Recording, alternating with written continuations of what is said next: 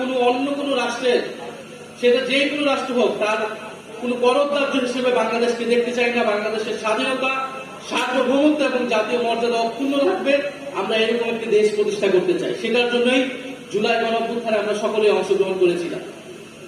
ফলে আমরা স্পষ্টভাবে এটা বলতে চাই যে বাংলাদেশের আমরা সীমান্তের উপরে দেখছি নানা অস্থিরতা, সেখানকার মুসলমানদেরকে নির্যাতন করা হচ্ছে, দমন পীড়ন করা হচ্ছে, এবং বাংলাদেশেও এটা প্রোপাগান্ডা করার চেষ্টা করা হবে যে এই দেশের মুসলমানরা এই দেশের হিন্দুদেরকে নির্যাতন করছে।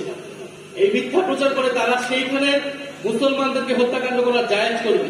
কিন্তু আমরা দেখেছি জুলাই গণ অভ্যুত্থানের পরও এই মাদ্রাসার ছাত্ররাই কিন্তু মন্দির পাহারা দিয়েছিল।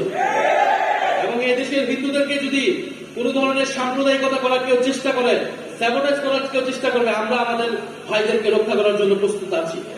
ইনশাল্লাহ আছি কিনা?